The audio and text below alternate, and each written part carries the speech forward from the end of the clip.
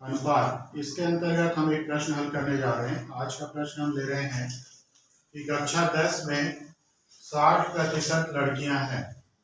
मतलब इसका अर्थ ये हुआ कि अगर कक्षा 10 में 100 विद्यार्थी हैं तो 60 लड़कियां हैं और उनकी संख्या 18 है। यदि उनकी संख्या कक्षा में कितनी है? 18 है। तो कक्षा में लड़के और लड़कियों की संख्या में क्या अनुपात होगा, ये निकालना है। दूसरा चीज ये बताना है कि कक्षा में कुल कितने छात्र छात्राएं हैं। तो दो चीज हमको इस प्रश्न में पूछा हुआ है। तो यहाँ पे ध्यान दीजिए, प्रतिशत का उपयोग किया है। प्रतिशत का अर्थ होता है 100 में कितना। तो यहाँ पे लिखा है कि अगर 60% लड़कियां हैं, इसका अर्थ है कि अगर कक्षा 10 में 60 लड़कियां हैं तब जब कुल विद्यार्थी कितने हैं? 100 है। इसी का उपयोग करते हुए हम बनाएंगे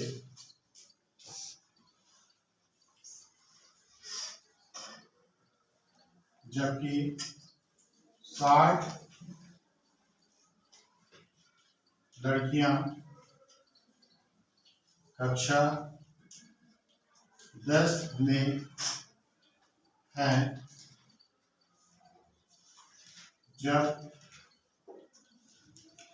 कुल विद्यार्थी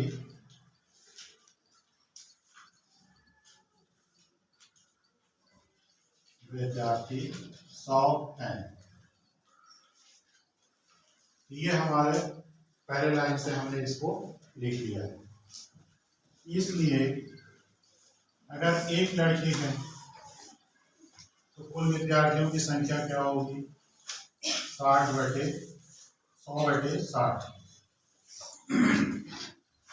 अब यहाँ पे देखिए, हमारे पास अगली लाइन में क्या लिखा है? उनकी संख्या अर्थात लड़कियों की संख्या 18 है। तब कितने विद्यार्थी हैं कक्षा में?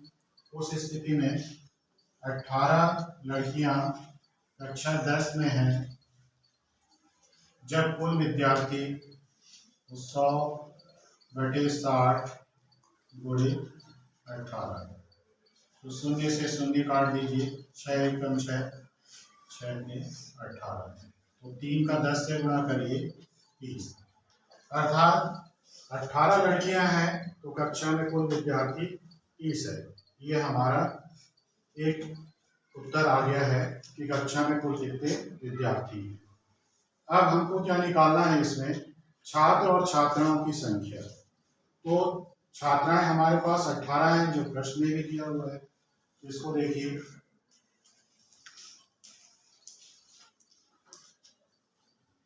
छात्राएं या लड़कियों की संख्या कितनी दिया हुआ है हमको? 18 ये दिया है। और हमने निकाल लिया है कुल विद्यार्थी हैं हमारे पास 30। तो 30 में से लड़कियों की संख्या को घटा देंगे तो लड़कों की संख्या मिल जाएगी। अतः छात्र बराबर 30 ऋण 18 बराबर 12। तो हमारे पास छात्र आ गए 12। तो हमें छात्र छात्राओं की संख्या पूछा हुआ था, वो भी निकल गया। एक चीज और पूछा हुआ है कि लड़के और लड़कियों की संख्या का अनुपात। तो छात्र और छात्राओं के अनुपात, उसको हम प्रश्न की भाषा में लिख लेते हैं, लड़के और लड़कियों की संख्या का अनुपात। यहाँ पे ध्यान दीजिएगा, पहले किसका लिखा हुआ है? लड़के लिखा है, इससे लड़के की संख्या पहले आएगी। तो लड़के कितने हैं हमारे पास? 12। और उसके बाद लड़कियों की संख्या लिखा हुआ है, तो वो है हमारे पास 18। ये 12/18 हुआ, कट जाएगा तो इसको काट देते हैं। 2 छक्के 12, 2 निया 18। फिर ये 3 से कटेगा, 3 दूनी 6, 3 तिया 9।